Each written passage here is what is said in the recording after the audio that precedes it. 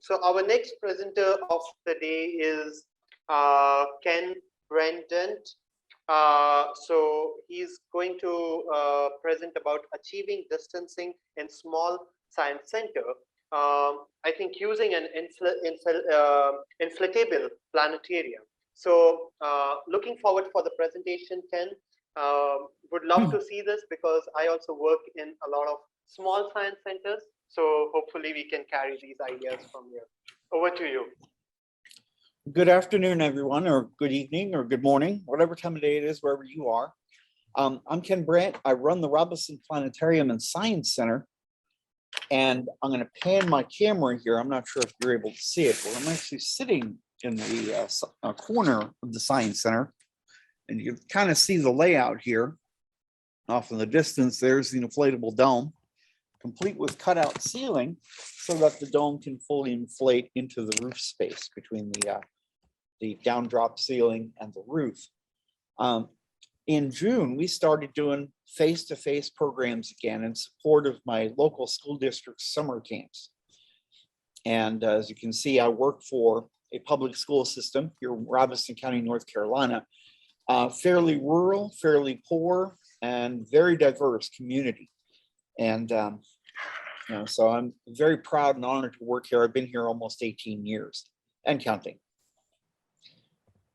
So the procedures for entry, you have to imagine there's a walkway outside my window here, and I'll actually show that to you. So the children line up along that walkway, and I get them used to the idea of sticking out one arm and slowly swinging around in a 360 and saying, okay, if you can touch someone with your arm, you are too close, or your hand, you're too close to them. That's a quick way of getting what our CDC requires for 3-foot social distancing in children. Everybody's wearing masks at all times. And when I say mask wearing, I mean properly. I'd like to joke around with the students that I really can't stand looking at noses. I hate seeing them. So please don't show me yours, and I won't show you mine. Of course, I'm fully masked up. Everybody uses hand sanitizer. I put a dispenser outside the main door of the Science Center and watch the kids physically rub the hand sanitizer in their hands. And of course, I do that before they do. You know, I show them by example. This is what it should look like when you're rubbing your hands down with hand sanitizer. I'm also wearing the mask properly at all times. I take my temperature with an infrared thermometer on the forehead, and then I take theirs. So I make sure they see that I'm doing everything they're doing. I want to make it clear to them that all of us are going to practice being safe, including me. Now, when we get through the doorway, and after I've taken temperatures, we play a game we're going to play a few times while they're visiting called the Farthest Away game. Inside the planetarium, or the Science Center, you'll see these orange cones on the deck there. And that's where the students are to stand when they walk in. They come in, they stand at the cones and await further direction. And the cones are spaced at least 3 feet apart.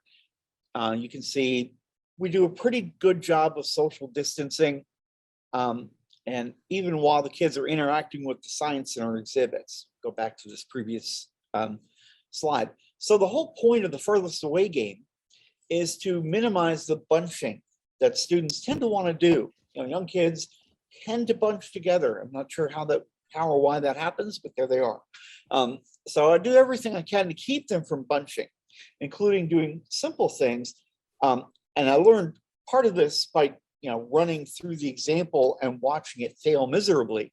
When I had one lab table set up with robots and remote control devices on it the kids could interact with, they tended to all clump around that table. So it'd be like 14 of them in a very small space. And so what I did, the simplest thing to do is add more tables.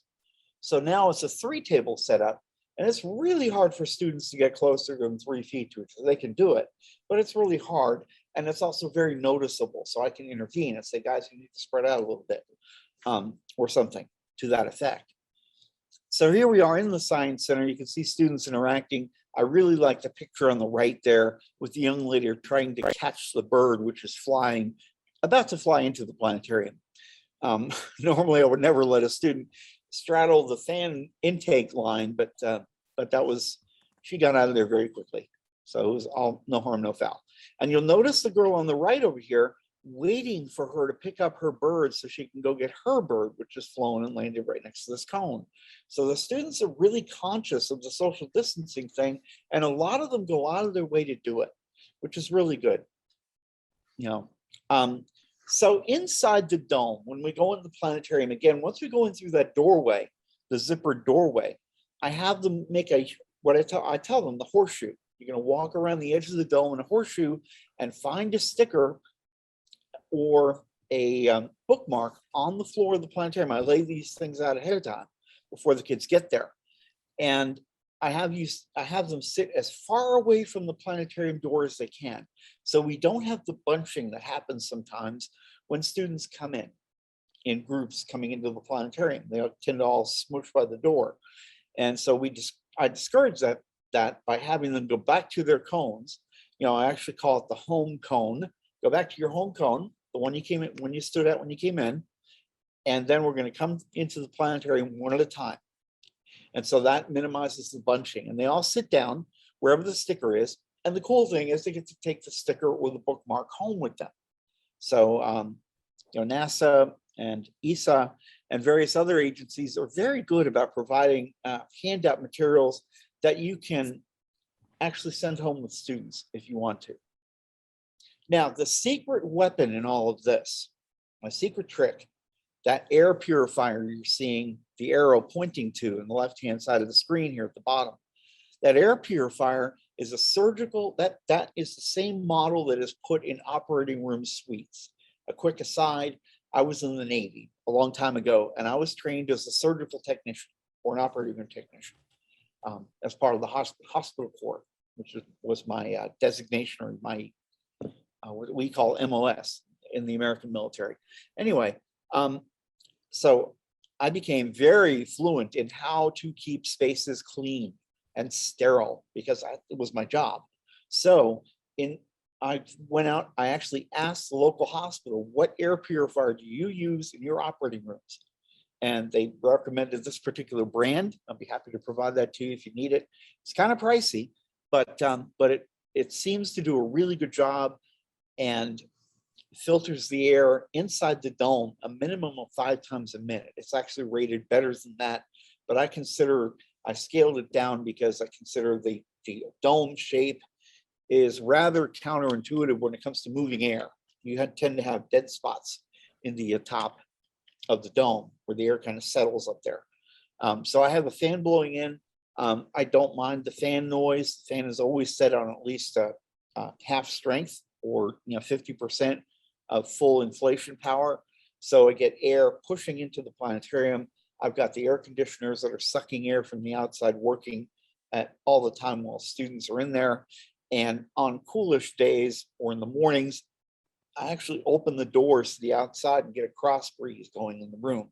So we get fresh air moving into that space, because we also I minimize the time the kids actually spend in the planetarium. Never are we in there more than 30 minutes, on the theory that, because part of the function for the spread of the disease is time of exposure, how long you're sitting in that infected air. Now, my air purifier allegedly sucks out all the droplets, catches them in the HEPA filter. What doesn't get caught in the filter gets zapped by ultraviolet rays up here. And so not a whole lot's coming out of this thing that's living. And that's a good thing. So its job is to kill them dead. And that's exactly what it does, I hope. Now, after the students leave, there's at least 30 minutes between programs. And that's very much by design. That's so I can get in here with a mop. You have to imagine this without any stickers, because the students have taken them all home with them. So we have a bare floor. And of course, I mop down the floor with a special disinfectant.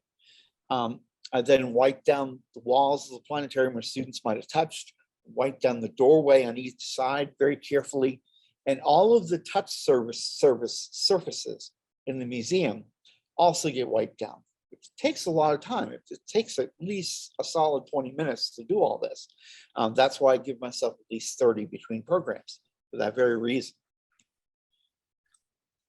So in-person programs started back in June of this year, as I said earlier, and social distancing and mandatory masking are the order of the day, and they continue to be mandated in my school district, fortunately. With that in mind, this is the setup here. This is the overall how this is done. And, you know, every class gets treated the same way. The same directions are given to everybody.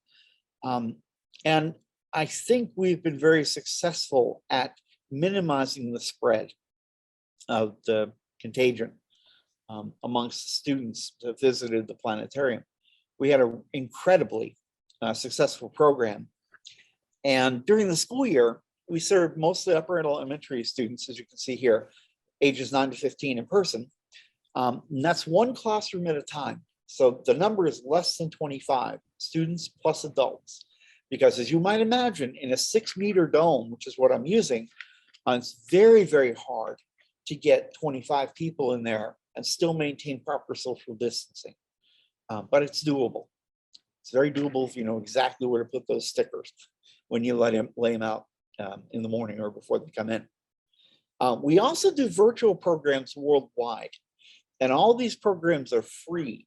So if you have a group of students that you want to learn about Mars, because one of my claims to fame, if you will, is I'm a NASA Solar System ambassador, which means I get access to training and stuff every week.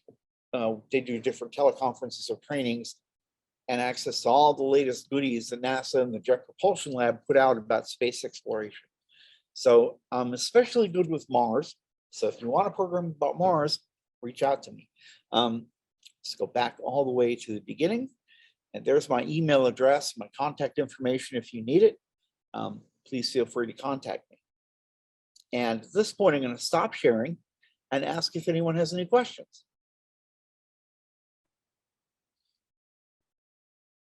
Thank you, Ken, for sharing this beautiful presentation. It was lovely to see the interesting planetarium and the way you have also been dealing with it in the pandemic. So yeah, friends, if there's any question, you ask Ken. And yeah, anyone from the panel also can raise their hands and ask questions.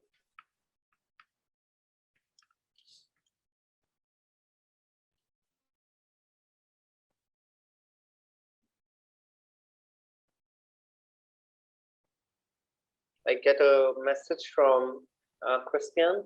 Yes. Thank you, Ken. Also, yeah. No worries. But it's beautiful way that how you look at the safety of the children first, and I think that's very, very important to when we are working with children. Yeah, it's a message by Bonnie. I truly enjoyed your session. It was fast and complete. Yeah, I also feel so. It was really perfect.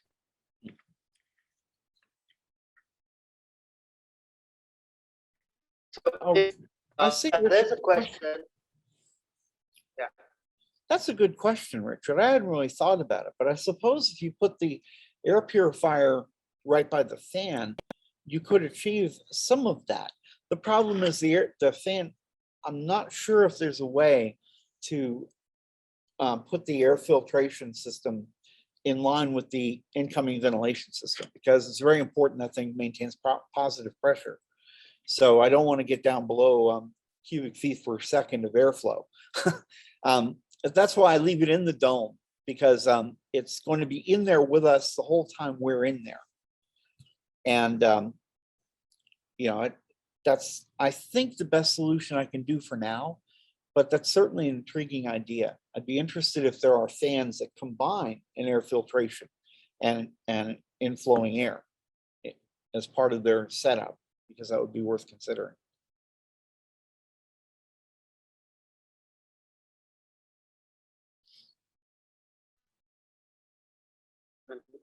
So I think I don't see any other questions. So thanks a lot, Ken, for this sharing your ideas.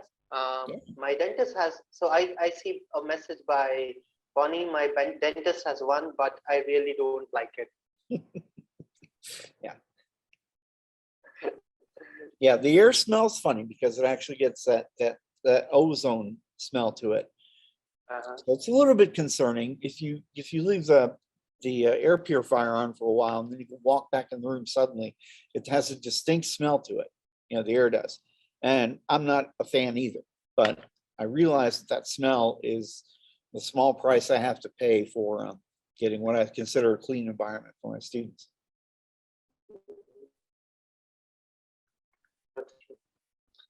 Thank you, Ken.